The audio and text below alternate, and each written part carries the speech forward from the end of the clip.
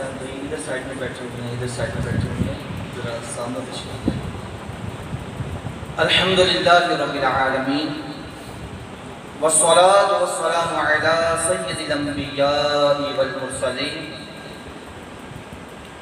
اما بعد فاعوذ باللہ من الشیطان الرجیم، بسم اللہ الرحمن الرحیم، الصلاة والسلام علیک یا رسول اللہ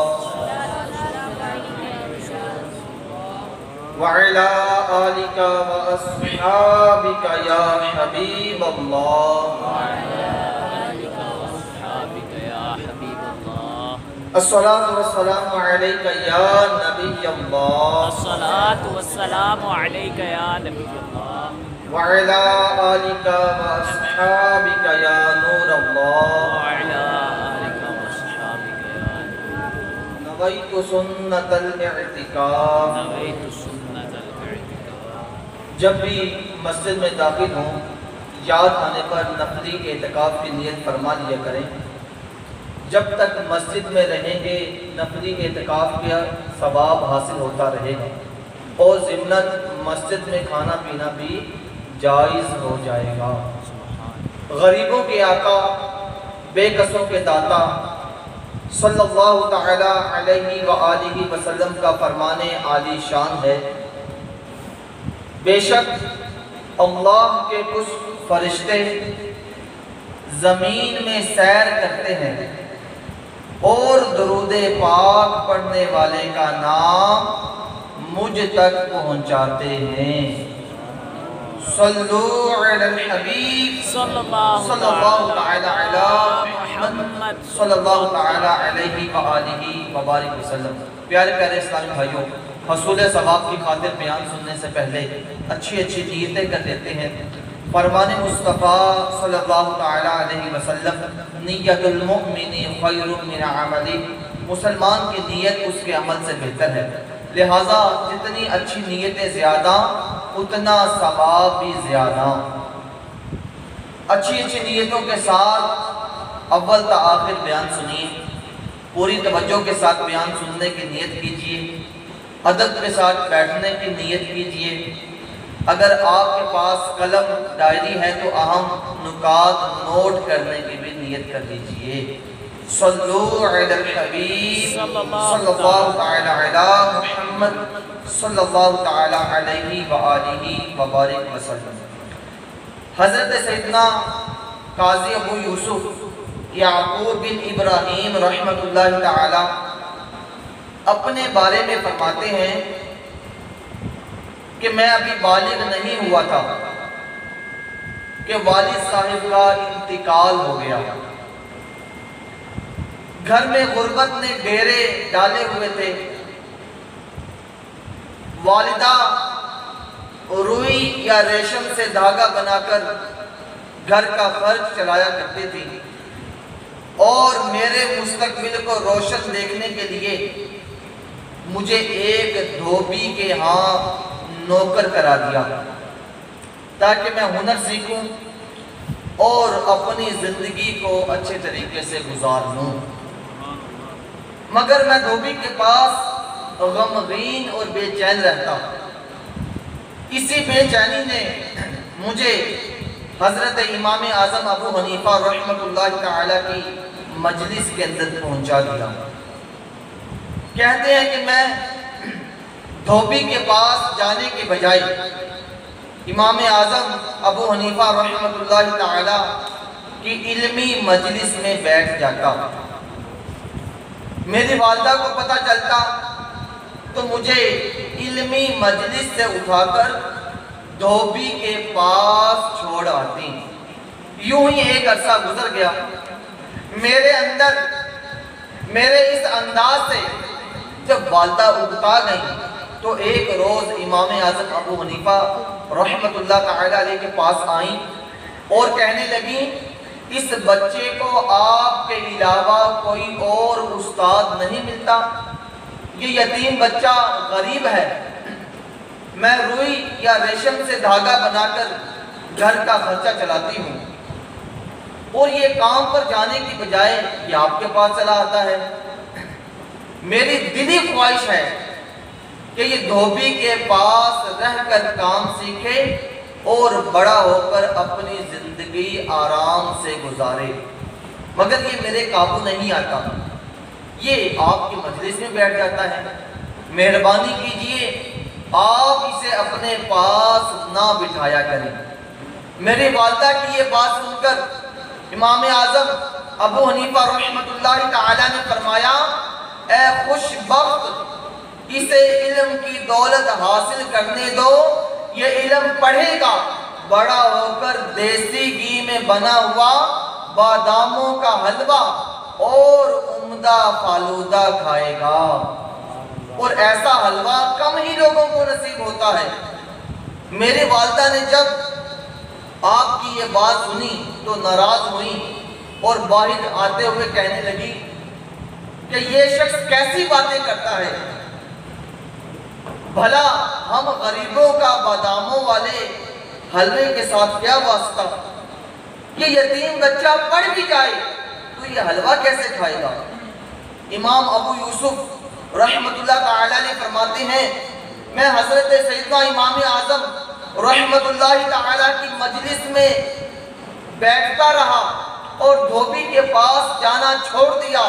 اللہ تبارک و تعالیٰ نے مجھ پر کرم کیا اور ایک ایسا وقت آیا کہ اسلامی سلطنت کا مجھے چیف جسٹس کا عہدہ مجھے نصیب ہوا۔ ایک دفعہ خلیفہ ہارون رشید میرے گھر تشریف لائے تو ساتھ میں کچھ کھانے کی اشیاء بھی لے آئے اور کہا دسترخوان لگوائیے، ایک خاص حلوہ آپ کے لیے لایا ہوں۔ جب دسترخوان لگ گیا تو میں نے پوچھا، اے امیر المومنین، یہ خاص حلوہ کیا ہے؟ انہوں نے کہا، یہ روغن بادام میں خاص ترکیب سے بنایا گیا حلوہ ہے، جسے روز روز تیار نہیں کیا جاتا، بلکہ کبھی کبھار کسی خاص شخصیت کے لیے ہی تیار کیا جاتا ہے۔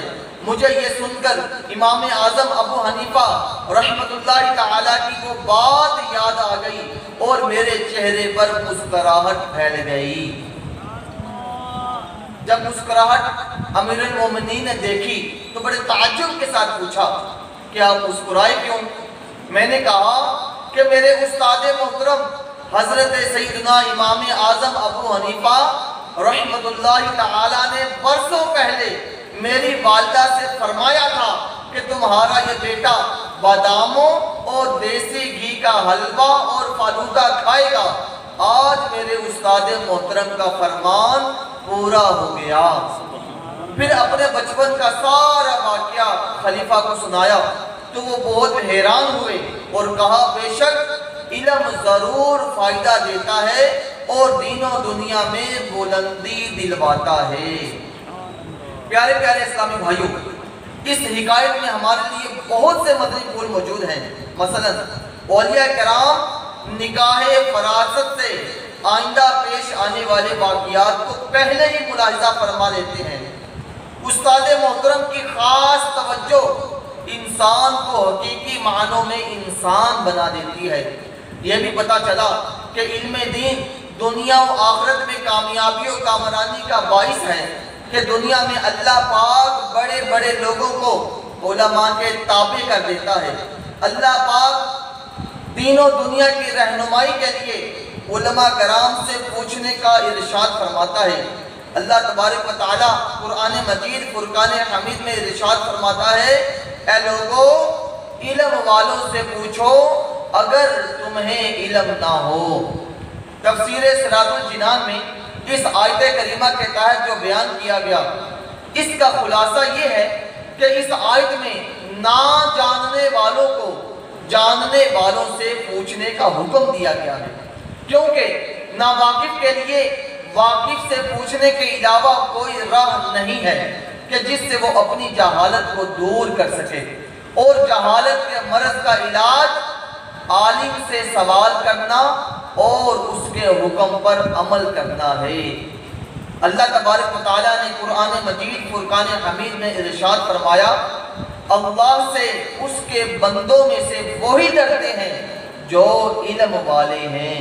تفسیر سراج الجنان میں اس کا خلاصہ کچھ اس طرح ہے کہ اللہ پاک سے اس کے بندوں میں علم والے ہی ڈرتے ہیں، کیونکہ وہ اس کی صفات کو جانتے اور اس کی عظمت کو پہچانتے ہیں۔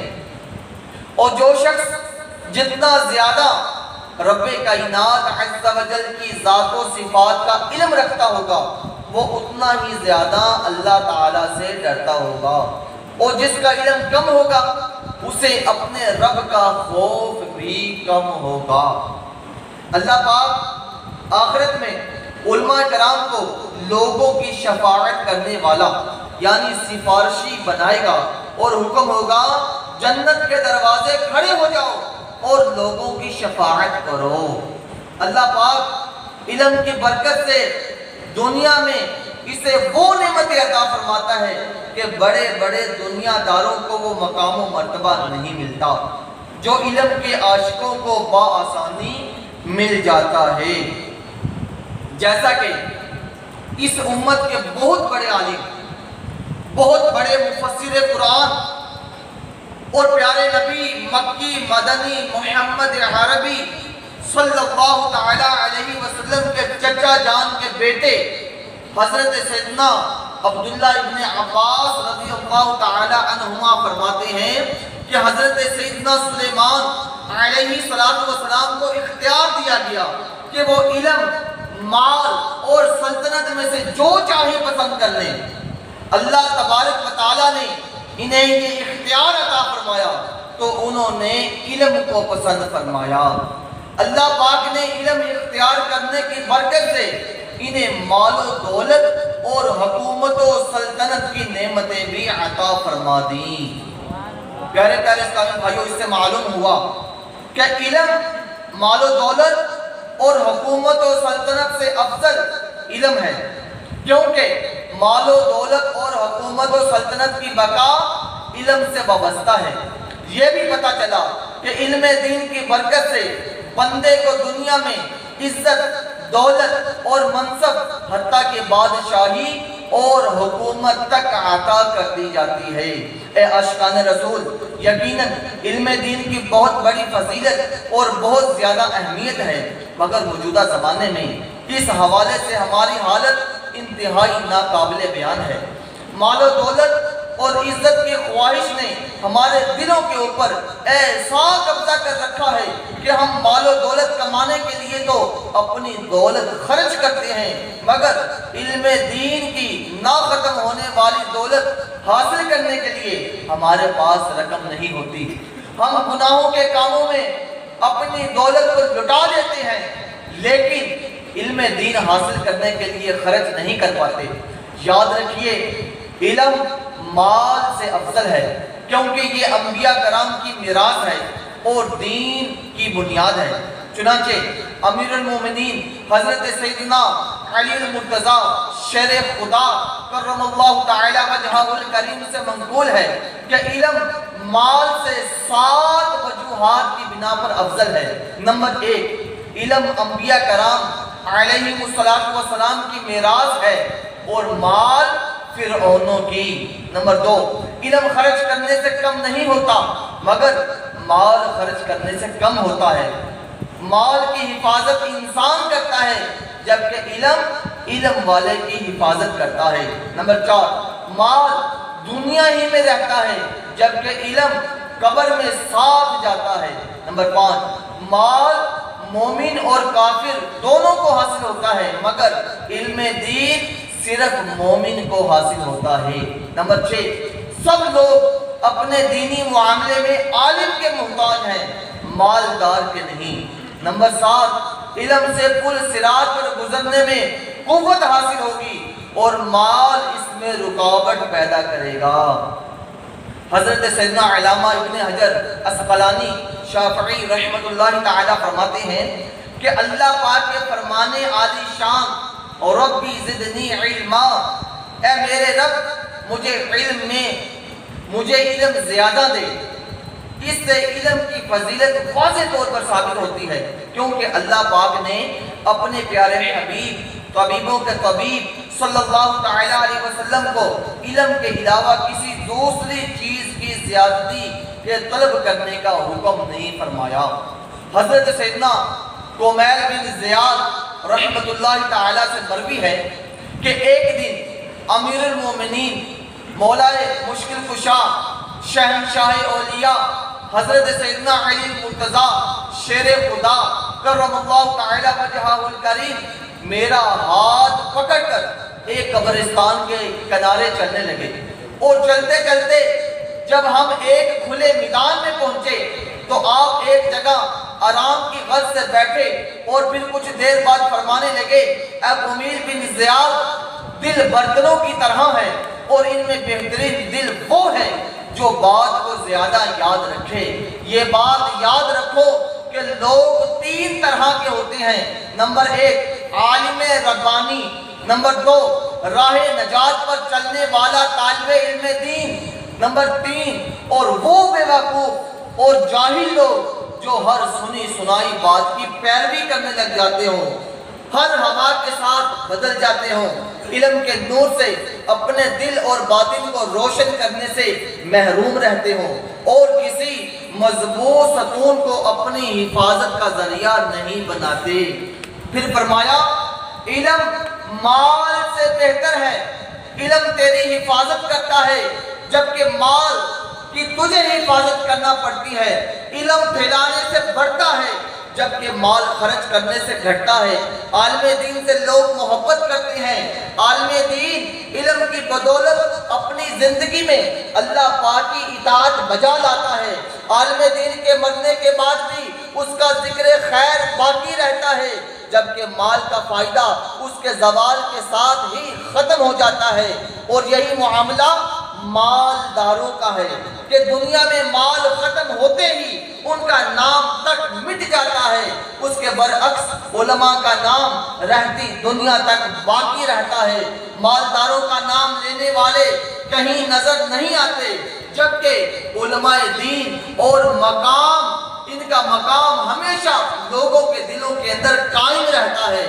ہائے افسوس! پھر آپ رضی اللہ تعالیٰ عنہ نے اپنے ہاتھ سے اپنے سینے کی طرف اشارہ کرتے ہوئے فرمایا، یہاں ایک علم ہے، کاش تم اسے اس کے اٹھانے والوں تک پہنچا دو۔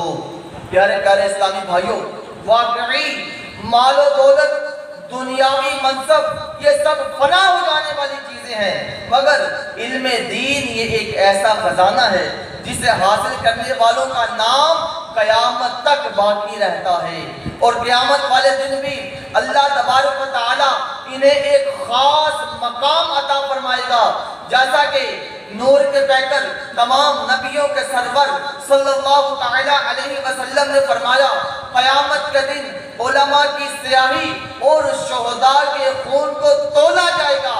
ایک روایت میں آتا ہے کہ علماء کی سیاہی شہداء کے خون پر غالب آ جائے گی۔ حضرت سیدنا امام غزالی رحمت اللہ تعالی روایت کرتے ہیں کہ جب قیامت کے دن اللہ پاک عبادت گزاروں اور مجاہدوں کو جنت کے اندر داخل فرمانے کا حکم دے گا تو علماء عرض کریں گے، اے ہمارے رب کریم عز و جل، یہ عابد، یہ مجاہد ہمارے علم کے طفیل عابد اور مجاہد بنے، وہ جنت میں چلے گئے، ہم رہ گئے۔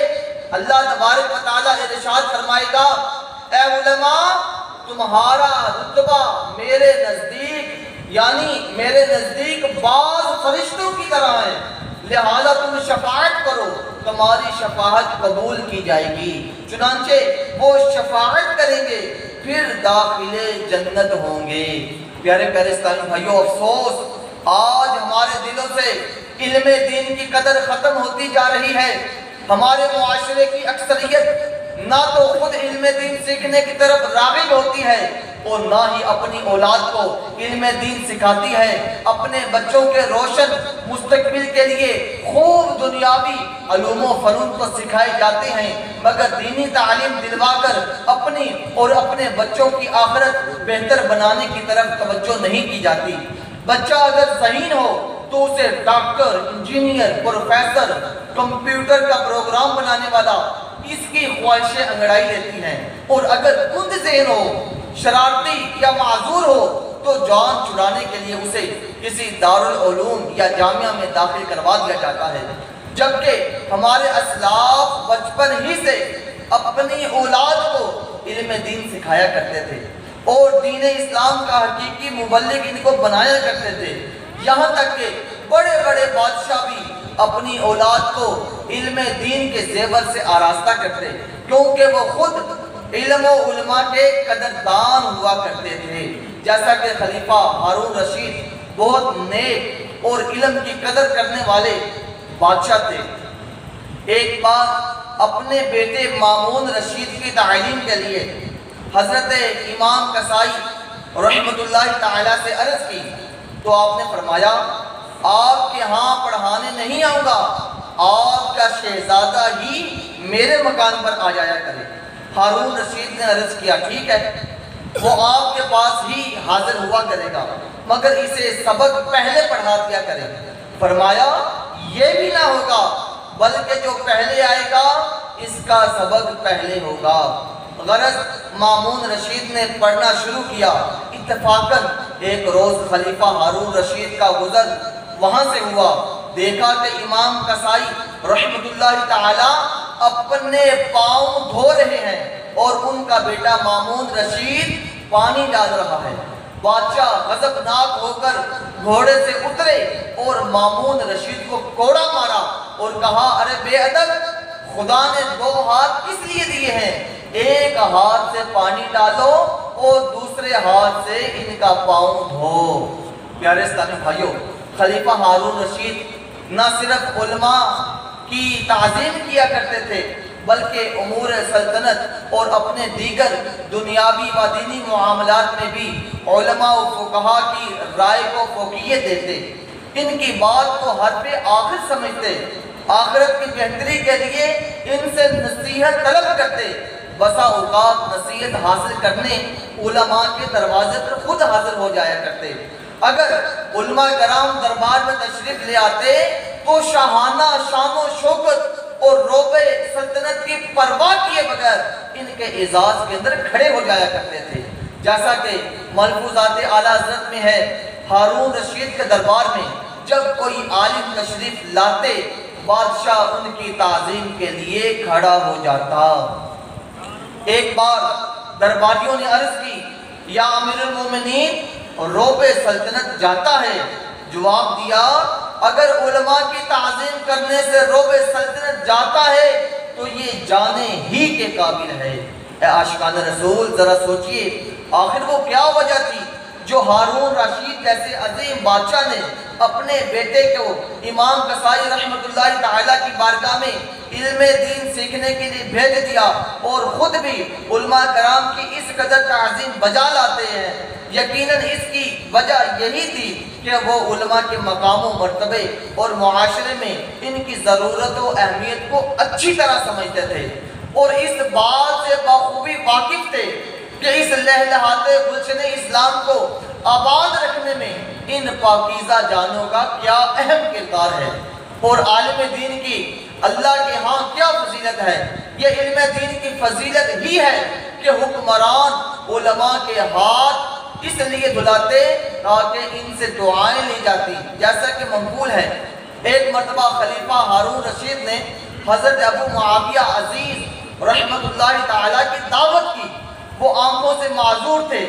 کھانے کے وقت جب ہاتھ دھونے کے لیے لوٹا اور ہاتھ منہ دھونے کا برتن لایا گیا تو خلیفہ ہارون رشید نے برتن خدمتگار کو دیا اور لوٹا خود لے کر حضرت ابو معاویہ عزیز کے ہاتھ دھلائے اور کہا کہ آپ جانتے ہیں کہ کون ہے جو آپ کے ہاتھ پر پانی ڈال رہا ہے؟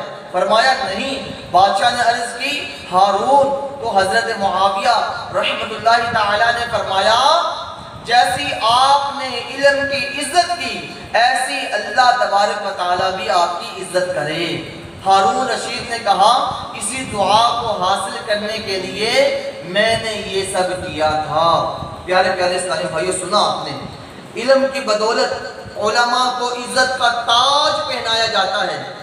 عام عوام کیا وقت کے بادشاہ ان کی تعظیم اور ان سے محبت کیا کرتے اور ان کے پاس بیٹھنے اور ان کی دعائیں لینے کو سعادت سمجھتے، کیونکہ انہیں معلوم تھا کہ علماء کی صحبت سے ہم دنیا اور آخرت میں کامیاب ہو جائیں گے۔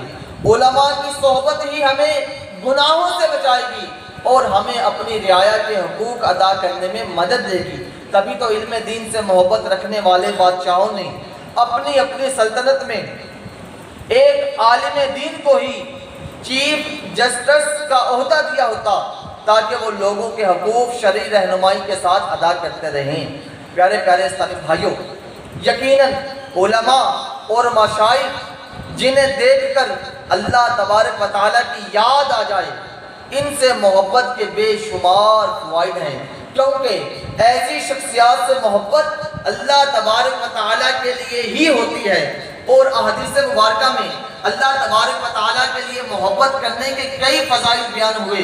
چنانچہ حضرت سیدنا سفیان بن عیینہ رحمۃ اللہ تعالیٰ نے فرمایا کہ حضرت سیدنا عیسیٰ علیہ السلام کا ارشاد ہے، ایسے لوگوں کی صحبت اختیار کرو جن کی صورت کو دیکھ کر تمہیں خدا یاد آ جائے، جن کی گفتگو تمہارے علم کے اندر اضافہ کرے، جن کا عمل تمہیں آخرت کا شوق دلائے۔ حضرت سیدنا انس رضی اللہ تعالیٰ عنہ سے روایت ہے کہ نبی کریم صلی اللہ تعالیٰ علیہ وسلم نے فرمایا، جب کوئی اپنے کسی بھائی سے اللہ تبارک و تعالیٰ کے لیے محبت کرتا ہے تو آسمان سے ایک اعلان کرنے والا اعلان کرتا ہے کہ خوش ہو جاؤ، جنت بھی تجھ سے خوش ہے۔ اور اللہ پاک اپنے عرش کے ملائکہ سے فرماتا ہے کہ میرا بندہ میرے لوگوں سے میرے لیے ملتا ہے، اس کی میزبانی کرنا میرے ذمہ ہے۔ پھر اللہ تبارک و تعالیٰ اس کے لیے جنت کے علاوہ کسی ثواب پر راضی نہیں ہوتا۔ پیارے آقا غریبوں کے آسرا صلی اللہ تعالیٰ علیہ وسلم نے فرمایا، ایسے دو شخص جو اللہ تبارک و تعالیٰ کے لیے محبت کرتے ہوئے جمع ہوئے اور محبت کرتے ہوئے جدا ہو گئے، اللہ تبارک و تعالیٰ ان 7 خوش نصیبوں میں اسے بھی شامل فرمائے گا جو قیامت کے دن عرش الہی کے سائے میں ہوں گے۔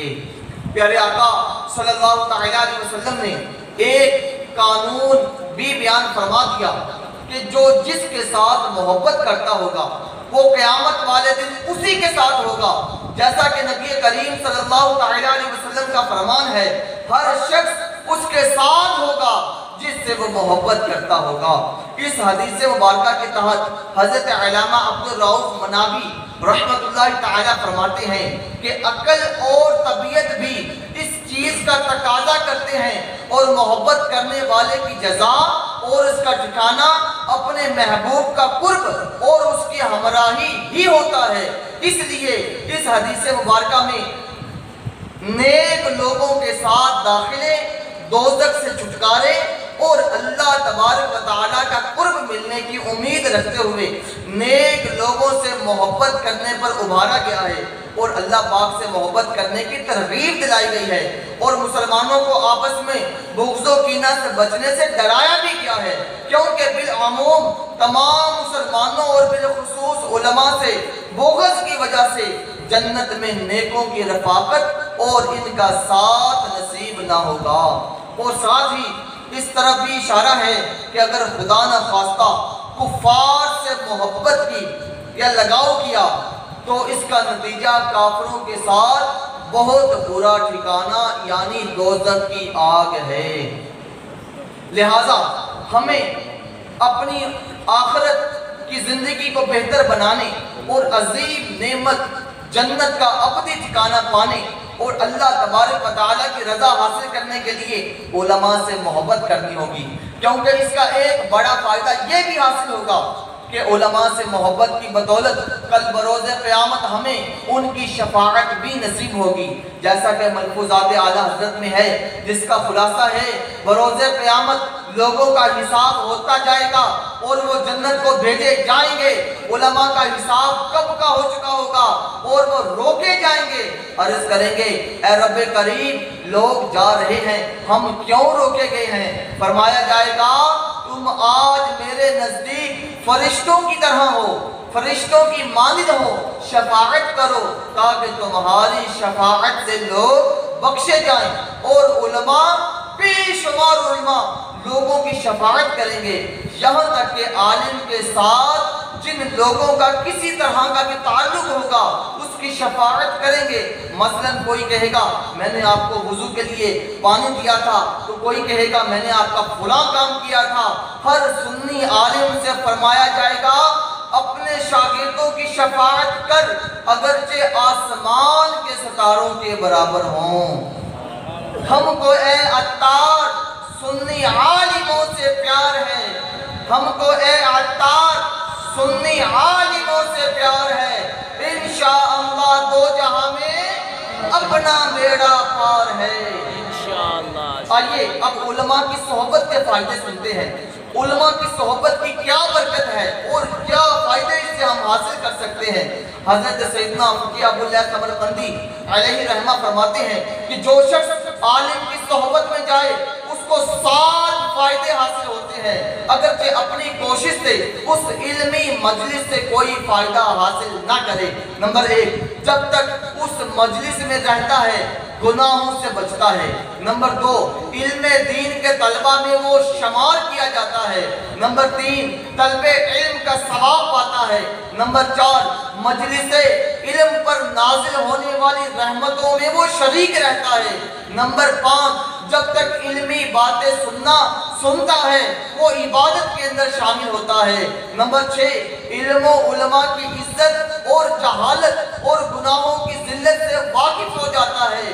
نمبر 7، جب ان علماء کی کوئی مشکل بات اس کی سمجھ میں نہیں آتی تو اس کا دل ٹوٹ جاتا ہے، اور ٹوٹے دل والوں میں لکھا جاتا ہے۔ حدیث قدسی ہے، اللہ تبارک و تعالیٰ ارشاد فرماتا ہے میں ٹوٹے دل والوں کے پاس ہوں۔ صلو علی الحبیب صلی اللہ تعالی علی محمد صلی اللہ تعالی علیہ وآلہ وبارک وسلم۔ امام احمد بن حنبل رحمت اللہ تعالی علیہ اور رات 100 یا اس سے زائد نفل پڑھا کرتے تھے، مگر جب انہوں نے حضرت یحییٰ بن معین رحمت اللہ تعالی سے ملاقات کی تو اپنے رات کے قیام اور نوافل کی تعداد کو کم کرتے ہوئے حضرت یحییٰ بن معین رحمت اللہ تعالی علیہ کی صحبت میں علمی مذاکرہ کے لیے بیٹھنا شروع کر دیا۔ یہ دیکھ کر ان کے بیٹے عبداللہ نے عرض کیا بابا جان آپ تو رات میں نوافل کی کثرت کیا کرتے تھے، اب آپ نے نوافل کم اور حضرت یحییٰ کی مجلس کو لازم کیوں کر دیا؟ امام احمد بن حنبل علیہ رحمہ نے اپنے بیٹے کے سوال کا بڑا پیارا جواب دیا، فرمایا اے میرے بیٹے نوافل کی کمی کو بعد میں پورا کیا جا سکتا ہے، مگر اس ہستی کی صحبت کے فوائد کو ان کے جانے کے بعد حاصل نہیں کیا جا سکتا۔ پیارے پیارے اسلامی بھائیوں، یقیناً علماء کی صحبت کے کثیر فوائد ہیں اور یہ سب علم دین ہی کی بدولت ہے کہ علم دین باقی رہنے والی نیکی اور قبر میں کام آنے والا ساتھی ہے۔ جیسا کہ نبی کریم صلی اللہ علیہ وسلم نے فرمایا جب انسان فوت ہو جاتا ہے تو اس کے اعمال منقطع ہو جاتے ہیں سوائے 3 کے۔ نمبر 1 صدقہ جاریہ، نمبر 2 ایسا علم جس سے فائدہ اٹھایا جائے، نمبر 3 نیک اولاد جو اس کے لیے دعا کرتی ہو۔ پیارے پیارے اسلامی بھائیوں، یاد رہے تعظیم صرف علماء اہل سنت ہی کی جائے گی۔ رہے بد مذہب علماء یعنی علماء سو تو ان کے سائے سے بھی بھاگیے کہ ان کی تعظیم کرنا حرام، ان کا بیان سننا، ان کی کتب کا مطالعہ کرنا، ان کی صحبت کو اختیار کرنا حرام اور ایمان کے لیے زہر قاتل ہے۔ رحمت عالم نور مجسم صلی اللہ تعالی علیہ وسلم کا فرمان معظم ہے اگر تم ان سے دور رہو اور وہ تم سے دور رہیں، کہیں وہ تمہیں گمراہ نہ کر بیٹھیں اور تمہیں فتنے میں نہ ڈال دیں، بلکہ یہاں تک فرمایا جو کسی بد مذہب کو سلام کرے، اس کے ساتھ ملے یا ایسی بات کے ساتھ اس کے ساتھ پیش آئے جس میں اس کا دل خوش ہو، اس نے اس چیز کی تحقیر کی جو اللہ تبارک و تعالیٰ نے محمد صلی اللہ تعالیٰ علیہ وسلم پر اتاری۔ اے عاشقان رسول، یہ علم دین ہی ہے جس کا ضرورت کے تحت سیکھنا فرض قرار دیا گیا ہے۔ فیضان سنت جلد 2 کے باب نیکی کی دعوت صفحہ 135 پر فرض علوم کے بارے میں امیر اہل سنت دامت برکاتہ العالیہ فرماتے ہیں کہ نبی کریم صلی اللہ تعالیٰ علیہ وسلم نے ارشاد فرمایا، علم حاصل کرنا ہر مسلمان پر فرض ہے۔ اس حدیث پاک سے اسکول کالج کی دنیاوی تعلیم نہیں بلکہ ضروری دینی علم مراد ہے۔ لہذا سب سے پہلے اسلامی عقائد سیکھنا فرض ہے۔ اس کے بعد نماز کے فرائض و شرائط اور مفسدات، یعنی وہ تمام باتیں جن سے نماز صحیح ادا ہو جائے اور وہ تمام باتیں جن سے نماز ٹوٹ جائے۔ پھر رمضان مبارک کی تشریف آوری ہو تو جس پر روزے فرض ہوں اس کے لیے روزوں کے ضروری مسائل سیکھنا فرض ہیں۔ جس پر زکوٰۃ فرض ہو اس کے لیے زکوٰۃ کے ضروری مسائل سیکھنا فرض ہیں۔ اسی طرح حج فرض ہونے کی صورت میں حج کے، نکاح کرنا چاہے تو نکاح کے، تاجر کو تجارت کے، خریدار کو خریدنے کے، نوکری کرنے والوں کو نوکر رکھنے والے کو اجارے کے، وَعَلَىٰ هَذَا الْقِيَاسِ، یعنی اسی پر قیاس کرتے ہوئے ہر مسلمان عاقل و بالغ مرد و عورت پر اس کی موجودہ حالت کے مطابق مسائل سیکھنا فرض عین ہے۔ اسی طرح ہر ایک کے لیے مسائل حلال و حرام بھی سیکھنا یہ فرض ہے۔ نیز مسائل قلب، باطنی مسائل یعنی فرائض قلبیہ، باطنی فرائض مثلا عاجزی، اخلاص اور توکل وغیرہ، اور ان کو حاصل کرنے کا طریقہ، اور باطنی گناہ مثلا تکبر، ریاکاری، حسد، بدگمانی، بغض، کینہ، شماتت یعنی کسی کو مصیبت پر دیکھ کر خوش ہونا وغیرہ، ان کا علاج سیکھنا ہر مسلمان پر فرض ہے۔ ہلاکت میں ڈالنے والی چیزوں جیسا کہ وعدہ خلافی، جھوٹ، غیبت، بہتان، چغلی، بدنگاہی، دھوکہ، ایذائے مسلم وغیرہ وغیرہ تمام صغیرہ و کبیرہ گناہوں کے بارے میں ضروری احکام سیکھنا بھی فرض ہے تاکہ ان سے بچا جائے۔ حضرت سیدنا معاذ بن جبل رضی اللہ تعالیٰ عنہ سے روایت ہے، غیبوں پر خبردار مکی مدنی سرکار صلی اللہ تعالیٰ علیہ وسلم نے ارشاد فرمایا، علم حاصل کرو کیونکہ اللہ تبارک و تعالیٰ کی رضا کے لیے علم سیکھنا خوف خدا، علم تلاش کرنا عبادت، علم کی تکرار کرنا تسبیح، علم کی جستجو کرنا جہاد ہے۔ بے علم کو علم سکھانا صدقہ اور علم کو اہل پر خرچ کرنا نیکی ہے، کیونکہ علم حلال و حرام کی پہچان کا ذریعہ ہے، علم اہل جنت کے راستے کا نشان ہے، علم خوف میں باعث راحت ہے، علم سفر میں ہم نشین ہے، علم تنہائی کا ساتھی ہے، علم تنگ دستی و خوشحالی میں رہنما ہے، علم دشمنوں کے مقابلے میں ہتھیار ہے، علم دوستوں کے نزدیک زینت ہے۔ اللہ تبارک و تعالیٰ علم کے ذریعے سے قوموں کو بلندی اور برتری عطا فرما کر بھلائی کے معاملے میں قائد اور ان کو امام بنا دیتا ہے، پھر ان کے اقوال و افعال کی پیروی کی جاتی ہے، علماء کی رائے کو حرف آخر سمجھا جاتا ہے، اور ملائکہ علماء کی دوستی میں رغبت کرتے ہیں، ان کو اپنے پروں سے چھوتے ہیں۔ علماء کے لیے ہر خشک و تر چیز، سمندر کی مچھلیاں، جاندار، خشکی کے درندے اور چوپائے استغفار یعنی بخشش کی دعائیں کرتے ہیں۔ علم جہالت کے مقابلے میں دلوں کی زندگی اور علم تاریکیوں کے مقابلے میں آنکھوں کا نور ہے۔ علم کے ذریعے بندہ اولیاء کرام کی منازل کو پا لیتا ہے اور دنیا و آخرت میں بلند مرتبہ پر پہنچ جاتا ہے۔ علم میں غور و فکر کرنا روزوں کے برابر ہے اور علم سیکھنا سکھانا نماز کے برابر ہے۔ علم کے ذریعے صلہ رحمی یعنی رشتہ داروں سے بھلائی کی جاتی ہے۔ علم سے حلال و حرام کی پہچان نصیب ہوتی ہے۔ علم عمل کا امام ہے اور عمل اس کے تابع ہے، اور خوش بختوں کو علم کا الہام کیا جاتا ہے جبکہ بد بختوں کو علم سے محروم کر دیا جاتا ہے۔ پیارے پیارے اسلامی بھائیوں، علم سے خوف خدا پیدا ہوتا ہے، جیسا کہ تفسیر صراط الجنان میں ہے، خوف اور خشیت کا مدار ڈرنے والے کے علم اور اس کی معرفت پر ہے۔ اور چونکہ مخلوق میں سب سے زیادہ اللہ تبارک و تعالیٰ کی صفات کی معرفت یعنی پہچان اور اللہ تبارک و تعالیٰ کے بارے میں علم یہ حضور پرنور صلی اللہ علیہ وسلم کو ہے، اس لیے آپ ہی مخلوق میں سب سے زیادہ اللہ پاک سے ڈرتے اور اس کا خوف رکھنے والے ہیں۔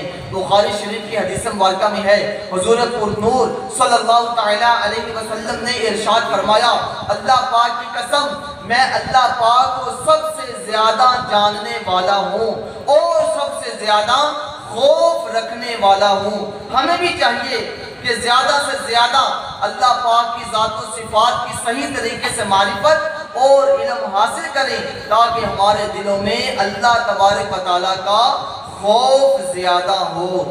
میرے اشک بہتے رہیں کاش ہر دم، میرے اشک بہتے رہیں کاش ہر دم، تیرے خوف سے یا خدا یا الہی، صلو علی الحبیب صلی اللہ تعالی علی محمد صلی اللہ تعالی علیہ وآلہ وبارک وسلم۔ پیارے پیارے اسلامی بھائیوں، معلوم ہوا کہ صدقہ جاریہ، اشاعت علم دین اور نیک اولاد یہ ایسے اعمال ہیں کہ مرنے کے بعد بھی ان کا ثواب پہنچتا رہتا ہے۔ لہذا اپنے بچوں کو دنیاوی، اپنے بچوں کو دینی تعلیم دلوانے کے لیے آپ کمر بستہ ہو جائیے اور انہیں جامعۃ المدینہ میں داخل کروائیے۔ فی زمانہ برائیوں میں سب سے بڑی برائی جہالت ہے، جو معاشرے کی دیگر برائیوں میں سر فہرست ہے۔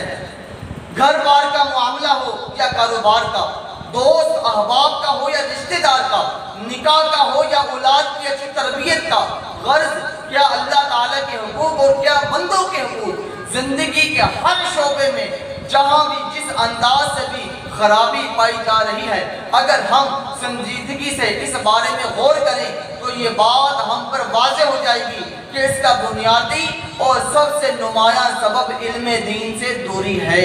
علم دین کی کمی اور درست رہنمائی سے محرومی کے باعث نہ صرف معاملات و اخلاقیات میں بلکہ عقائد و عبادات تک میں طرح طرح کی برائیاں اور خرابیاں نہایت تیزی کے ساتھ بڑھتی جا رہی ہیں۔ بانی دعوت اسلامی امیر اہل سنت دامت برکاتہ عالیہ نے اپنے مریدین، محبین اور متعلقین کو اپنی اور دوسروں کی اصلاح کی کوشش میں مگن رہنے کا ذہن دیتے ہوئے انہیں یہ مدنی مقصد عطا کیا ہے کہ مجھے اپنی اور ساری دنیا کے لوگوں کی اصلاح کی کوشش کرنی ہے۔ آپ ذرا مل کر دہرا لیجیے، مجھے اپنی اور ساری دنیا کے لوگوں کی اصلاح کی کوشش کرنی ہے انشاءاللہ عز و جل۔ امیر اہل سنت کی علم دوستی اور اشاعت علم دین کی تڑپ کے نتیجے میں عاشقان رسول کی مدنی تحریک دعوت اسلامی کے تحت ملک و بیرون ملک سینکڑوں جامعۃ المدینہ للبنین و للبنات کا قیام عمل میں لایا جا چکا ہے۔ جامعۃ المدینہ کی سب سے پہلی شاخ 1995 میں نیو کراچی کے علاقے گودرا کالونی باب المدینہ کراچی میں کھولی گئی، جہاں 3 اساتذہ کرام نے عالم دین یعنی درس نظامی پڑھانا شروع کر دیا۔ اس جامعۃ المدینہ کو قائم ہوئے زیادہ عرصہ نہ گزرا تھا، یہ عمارت علم کے طلبگار اسلامی بھائیوں کی کثرت کی وجہ سے ناکافی ہو گئی، چنانچہ اس جامعۃ المدینہ کو 1998 میں گلستان جوہر جامعہ مسجد فیضان عثمان غنی رضی اللہ تعالیٰ عنہ کے پڑوس میں وسیع عمارت میں منتقل کر دیا گیا۔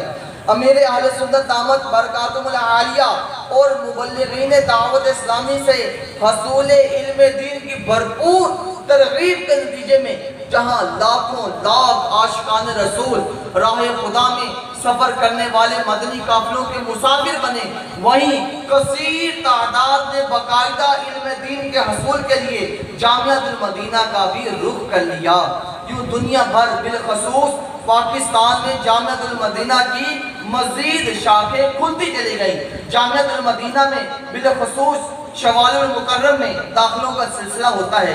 البتہ جامعۃ المدینہ آن لائن کے ذریعے آن لائن درس نظامی عالم کورس میں کسی بھی وقت داخلہ لیا جا سکتا ہے۔ اس کے علاوہ علم دین سے مالا مال مختلف آن لائن کورسز کرنے کی بھی سعادت حاصل کی جا سکتی ہے۔ مثلا فیضان صراط الجنان کورس، فیضان حدیث کورس، فیضان بہار شریعت کورس وغیرہ۔ ان مختلف کورسز میں علم دین کے حصول کی برکت سے جہاں ہر طرف علم کی روشنی پھیلے گی اور جہالت کے اندھیرے چھٹیں گے، وہی آپ کے لیے بھی صدقہ جاریہ کا سلسلہ ہو جائے گا۔ پیارے پیارے اسلامی بھائیوں، الحمدللہ عز و جل عاشقان رسول کی مدنی تحریک دعوت اسلامی کے تحت قائم مختلف شعبہ جات میں اکثر شعبہ جات ایسے ہیں کہ جن کا تعلق خالص علم دین سیکھنے اور سکھانے کے ساتھ ہے۔ آئیے چند شعبہ جات کا تعارف سنتے ہیں، جن میں سے ایک ہے جامعۃ المدینہ۔ جامعۃ المدینہ للبنین و للبنات ملک و بیرون ملک میں 845 جامعۃ المدینہ قائم ہیں، جن میں کم و بیش 60,733 طلبہ و طالبات درس نظامی یعنی عالم کورس کر رہے ہیں۔ اب تک کی معلومات کے مطابق 10,856 اسلامی بھائی اور اسلامی بہنیں علم کے قیمتی موتیوں سے اپنی جھولیاں بھر کر سندے فراغت بھی پا چکے ہیں۔ آپ بھی اپنا نام خوش نصیبوں میں داخل کروائیے اور اپنے بچوں کو جامعۃ المدینہ میں داخل کروائیے۔ اپنے بھائیوں، دوستوں، عزیزوں اور دیگر رشتہ داروں پر انفرادی کوشش کیجیے اور انہیں اپنے بچوں کو جامعۃ المدینہ میں داخل کروانے کا ذہن بنائیے۔ پھر ایک شعبہ مدرسۃ المدینہ للبنین و للبنات بھی ہے۔ الحمدللہ دعوت اسلامی حفظ و ناظرہ، مدنی قاعدہ، مدرس کورس وغیرہ کے ذریعے فی سبیل اللہ قرآن کریم کی تعلیم کو عام کرنے میں مصروف ہے۔ ملک و بیرون ملک میں بچوں اور بچیوں کے تقریباً 4,245 مدرسۃ المدینہ قائم ہیں، جن میں پڑھنے والے بچوں اور بچیوں کی تعداد تقریباً 1,85,476 ہے۔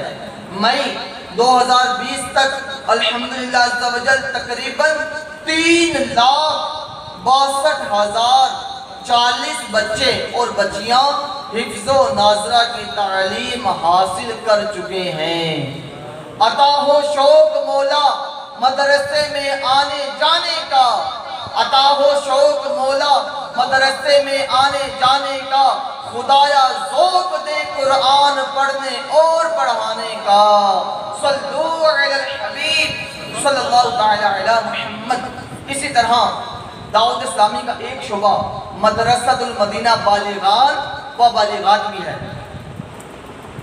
بڑی عمر کے اسلامی بھائیوں کو درست قرآن کریم سکھانے کے لیے الحمدللہ عز و جل مختلف مساجد کے ساتھ ساتھ مارکیٹ، دفاتر، فیکٹری وغیرہ میں اسلامی بھائیوں کے مدرسۃ المدینہ بالغان کا اہتمام کیا جاتا ہے۔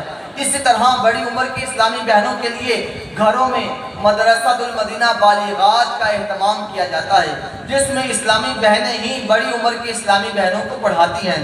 مدرسۃ المدینہ بالغان کی تعداد تقریباً 22,821 ہے اور پڑھنے والوں کی تعداد 1,32,971 ہے، جبکہ ملک و بیرون ملک مدرسۃ المدینہ بالغات کی تعداد 4,469 اور پڑھنے والوں کی تعداد 51,900 ہے۔ ان مدارس المدینہ بالغان و بالغات میں اسلامی بھائی اور اسلامی بہنیں صحیح مخارج سے حروف کی درست ادائیگی کے ساتھ قرآن کریم سیکھتے، دعائیں یاد کرتے، اپنی نمازوں کی اصلاح کرتے اور سنتوں کی مفت تعلیم حاصل کرتے ہیں۔ ہر روز قرآن پڑھوں کاش خدایا، ہر روز میں قرآن پڑھوں کاش خدایا، اللہ تلاوت میں میرے دل کو لگا دے۔ سب کہیے آمین۔ دعوت اسلامی کا ایک بہت ہی پیارا شعبہ مدرسۃ المدینہ آن لائن بھی ہے۔ جی ہاں، دعوت اسلامی کے علم دین کو عام کرنے والے شعبہ جات میں سے ایک شعبہ مدرسۃ المدینہ آن لائن بھی ہے۔ ستمبر 2011 کے اندر مجلس مدرسۃ المدینہ آن لائن کا قیام عمل میں لایا گیا۔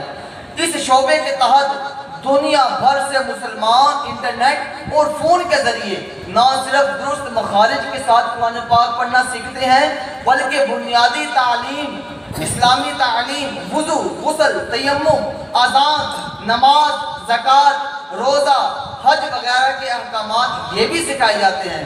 عربی گرامر، درس نظامی، فقہ اور اصول فقہ کے علاوہ 30 سے زائد مختلف آن لائن کورسز یہ بھی کروائے جاتے ہیں۔ دعوت اسلامی کی ویب سائٹ پر اس شعبے کا تعارف اور داخلہ فارم بھی موجود ہے۔ اب دعوت اسلامی کا ایک اور شعبے کا تعارف جو ان سا ہے وہ بھی سنتے ہیں، اس کا نام ہے دارالمدینہ۔ کیا نام ہے؟ مل کر بولیے، کیا نام ہے؟ دارالمدینہ۔ یہ دارالمدینہ عاشقان رسول کی مدنی تحریک دعوت اسلامی کا ایک شعبہ دارالمدینہ اسلامک سکول سسٹم بھی ہے۔ بدقسمتی سے مسلمانوں کی ایک بہت بڑی تعداد فرض علوم سے ناواقف ہے۔ موجودہ دور میں اسکولز، کالجز اور یونیورسٹی کے بہت بڑی تعداد ایسی بھی ہے جن کا نظام فرض دینی علوم سے دور ہے۔ پھر وہاں کا غیر شرعی ماحول، لڑکوں اور لڑکیوں کا ایک ساتھ نظام تعلیم کو ایجوکیشن سسٹم مسلمانوں کی نسلوں کو سنوارنے کی بجائے بگاڑنے کے اندر اہم کردار ادا کر رہا ہے۔ جدید اور اصلی تعلیم کے اداروں میں داخل ہو کر بچے اور بچیاں اپنی اسلامی شناخت کھو دیتے ہیں، کیونکہ یہ عام مشاہدہ ہے کہ جدید اور اصلی تعلیم کے اداروں میں یونیفارم کے نام پر غیروں جیسا لباس، انہی جیسی گفتگو کرنا، انہی جیسی تہذیب کے اندر ڈھل جانا، مخلوط اور غیر شرعی ماحول یہ ایسا ضروری سمجھا جاتا ہے گویا کہ اس کے بغیر جدید اور اصلی تعلیم کا حصول ممکن ہی نہیں۔ ضرورت اس بات کی تھی کہ کوئی ایسا تعلیمی ادارہ ہو جو دینی اور دنیاوی تعلیم کے ساتھ ساتھ شرعی تقاضے پورے کرتا ہو اور ایسا ماحول فراہم کرے جس میں پڑھنے والا نہ صرف باوقار مسلمان بنے بلکہ پیشہ ورانہ تعلیم حاصل کر کے خود کفیل ہو کر معاشرے میں نمایاں مقام بھی حاصل کر سکے۔ امیر اہل سنت دامت برکاتہ عالیہ کے فیضان نظر سے 31 جنوری 2011 کو عاشقان رسول کی مدنی تحریک دعوت اسلامی کے تحت ایک نہایت اہم شعبے کا قیام عمل میں لایا گیا جس کا نام دارالمدینہ ہے۔ پاکستان اور دنیا کی دیگر ممالک، انڈیا، مثلاً بنگلہ دیش، برطانیہ اور امریکہ کے مختلف شہروں میں 84 سے زائد کیمپس موجود ہیں۔ 18,000 سے زائد طلبہ و طالبات زیور تعلیم سے آراستہ ہو رہے ہیں۔ صلو علی الحبیب صلی اللہ تعالی علی محمد صلی اللہ تعالی علیہ وآلہ وبارک وسلم۔ پیارے پیارے اسلامی بھائیوں، بیان کو اختتام کی طرف لاتے ہوئے سلام کے 6 مدنی پھول بیان کرنے کی سعادت حاصل کرتا ہوں۔ نمبر 1، مسلمان سے ملاقات کرتے وقت اسے سلام کرنا سنت ہے۔ نمبر 2، بہار شریعت حصہ 16 صفحہ نمبر 102 پر لکھے ہوئے جزیے کا خلاصہ ہے، سلام کرتے وقت دل میں یہ نیت ہو کہ جس کو سلام کرنے لگا ہوں اس کا مال اور عزت و آبرو سب کچھ میری حفاظت میں ہے اور میں ان میں سے کسی چیز میں دخل اندازی کرنا حرام جانتا ہوں۔ دن میں کتنی ہی بار ملاقات ہو، ایک کمرے سے دوسرے کمرے میں بار بار آنا جانا ہو، وہاں موجود اسلامی بھائیوں کو سلام کرنا یہ کار ثواب ہے۔ سلام کے اندر پہل کرنا सुन्नत मुबारका है। सलाम में पहल करने वाला अल्लाह तबारक व तआला का मुकर्रब है। सलाम में पहल करने वाला तकब्बुर से भी बरी है, जैसा कि मेरे आका मदीने वाले मुस्तफ़ा सल्लल्लाहु तआला अलैहि वसल्लम ने फरमाया, पहले सलाम कहने वाला तकब्बुर से बरी है। सल्लू अलल हबीब सल्लल्लाहु तआला अला मुहम्मद सल्लल्लाहु तआला अलैहि व आलिहि व बारिक वसल्लम। एक ऐलान की समाअत फरमा लीजिए। अल्हम्दुलिल्लाह अज़्ज़ा वजल 2 अक्टूबर को पाकिस्तान भर से इंशाअल्लाह अज़्ज़ा वजल 1 माह के मदनी काफ़िले राह खुदा में सफ़र कर रहे हैं। इंशाअल्लाह अज़्ज़ा वजल हमारे भलवाल से भी इंशाअल्लाह अज़्ज़ा वजल 2 अक्टूबर को 1 माह के कसीर मदनी काफ़िले सफ़र करेंगे। तो जो इस्लामी भाई राह खुदा अज़्ज़ा वजल के मुसाफिर बनना चाहें, इल्म दीन सीखना चाहें, आप भी अपना नाम लिखवाइए और 1 माह के मदनी काफ़िलों में शामिल हो जाइए। आप 1 माह का मदनी काफ़िला करेंगे तो इंशाअल्लाह अज़्ज़ा वजल आपको पता चलेगा, आपके शब रोज़ आपके डबल 12 घंटे पूरा दिन आपका नेकियों के अंदर कैसे गुजरता है, ये आपको 1 माह के मदनी काफ़िले में पता चलेगा। मदनी काफ़िले में सफ़र करने से इल्म दीन हासिल करने का जज्बा मिलेगा। मदनी काफ़िले में सफ़र करने से नमाजों की हिफाजत करने का जज्बा मिलेगा। मदनी काफ़िलों में सफ़र करने से प्यारे आका करीम सल्लल्लाहु तआला अलैहि वसल्लम की सुन्नतों पर अमल करने और दूसरों में बयान करने का जज्बा मिलेगा। मदनी काफ़िले में सफ़र करने से अल्लाह तबारक व तआला की इबादत करने का जज्बा मिलेगा। तो आप भी नियत कर लीजिए, जिससे हो सके ज़रूर 1 माह के मदनी काफ़िले में ज़रूर आप सफ़र फरमाएं। आप यहाँ पर हमारे बलवाल के जो निगरान हैं अली हैदर भाई, आप इनको अपना नाम वगैरह लिखवा सकते हैं। हमारे जामिअतुल मदीना के नाज़िम साहब हैं, इनको आप अपना नाम वगैरह लिखवा सकते हैं। 1 माह के मदनी काफ़िले में सफ़र करने के लिए नाम लिखवाने वाले इस्लामी भाई हफ्तावारी इज्तिमा के फ़ौरन बाद इंशाअल्लाह अज़्ज़ा वजल ये करीब भी हल्का लगेगा, आप यहाँ भी रब्ता कर सकते हैं, अपने नाम वगैरह लिखवा सकते हैं। अल्लाह ताला से दुआ है कि अल्लाह तबारक व तआला हम सबको अपनी राह का मुसाफिर बनाए। आइए दाऊद इस्लामी का हफ्तावार इज्तिमा में पढ़े जाने वाले 6 दुरूद पाक और 2 दुआएं पढ़ने की सआदत हासिल करते हैं। बुजुर्गों ने फरमाया कि जो शख्स हर शब जुमा और जुमेरात के दरमियानी रात इस दुरूद पाक को पाबंदी से कम अज कम 1 मरतबा पढ़ेगा, मौत के वक़्त प्यारे आका करीम सल्लल्लाहु तआला अलैहि वसल्लम की ज़ियारत करेगा और कब्र में दाखिल होते वक़्त यहाँ तक कि वो देखेगा कि प्यारे आका करीम सल्लल्लाहु तआला अलैहि वसल्लम उसे कब्र में अपने रहमत भरे हाथों से उतार रहे हैं। आइए पढ़ते हैं। अल्लाहुम्मा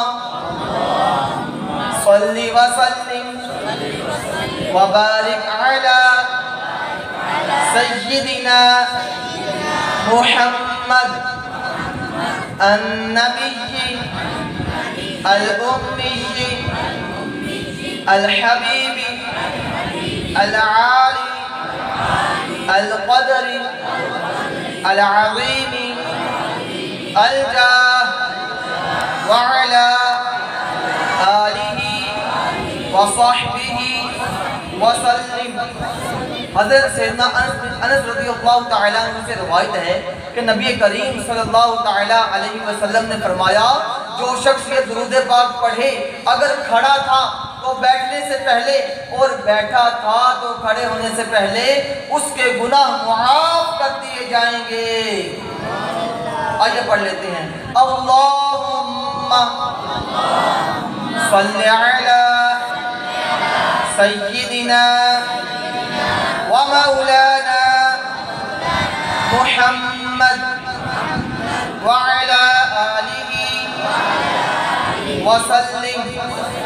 जो ये दुरूद पाक पढ़ता है उस पर रहमत के 70 दरवाजे खोल दिए जाते हैं। सल्लल्लाहु अला मुहम्मद। हजरत अहमद सावी रहमतुल्लाह ताला अलैह बाद बुजुर्गों से नकल करते हैं कि इस दुरूद पाक को 1 दफा पढ़ने से 6 लाख दुरूद शरीफ का सवाब मिलता है। آئیے پڑھتے ہیں اللہم صلی علی سیدنا محمد عدد ما فی علم اللہ صلاة دائمة بدوام ملک اللہ۔ ایک دن ایک شخص آیا تو نبی کریم صلی اللہ علیہ وسلم نے اسے اپنے اور صدیق اکبر رضی اللہ تعالیٰ عنہ کے درمیان بٹھا لیا۔ اس سے صحابہ کرام کو تعجب ہوا یہ کون سی مرتبہ ہے۔ جب وہ چلا گیا تو نبی کریم صلی اللہ علیہ وسلم نے فرمایا یہ جب مجھ پر درود پاک پڑھتا ہے تو یوں پڑھتا ہے۔ آئیے پڑھتے ہیں اللہم صلی علی محمد کما تحب وترضى۔ نبی کریم صلی اللہ علیہ وسلم نے فرمایا جو شخص یوں درود پاک پڑھے اس کے لیے میری شفاعت واجب ہو جاتی ہے۔ آئیے پڑھتے ہیں اللہم صلی علی محمد وأنزله المقعد المقرب عندك يوم القيامة۔ حضرت سیدنا ابن عباس رضی اللہ تعالیٰ عنہ سے روایت ہے نبی کریم صلی اللہ علیہ وسلم نے فرمایا اس کو پڑھنے والے کے لیے 70 فرشتے 1000 دن تک نیکیاں لکھتے ہیں۔ آئیے پڑھتے ہیں جزا اللہ عنا محمدا ما هو اہلہ۔ نبی کریم صلی اللہ علیہ وسلم نے فرمایا جس نے اس دعا کو 3 مرتبہ پڑھا تو گویا اس نے شب قدر حاصل کی۔ آئیے پڑھتے ہیں لا الہ الا اللہ الحلیم الکریم سبحان اللہ رب السماوات السبع ورب العرش العظیم لا الہ الا اللہ الحلیم الکریم سبحان اللہ رب السماوات السبع ورب العرش العظیم لا الہ الا اللہ الحلیم الکریم سبحان اللہ رب السماوات السبع ورب العرش العظیم۔ صلوا علی الحبیب صلی اللہ تعالی علی محمد صلی اللہ تعالی علیہ وآلہ وبارک وسلم۔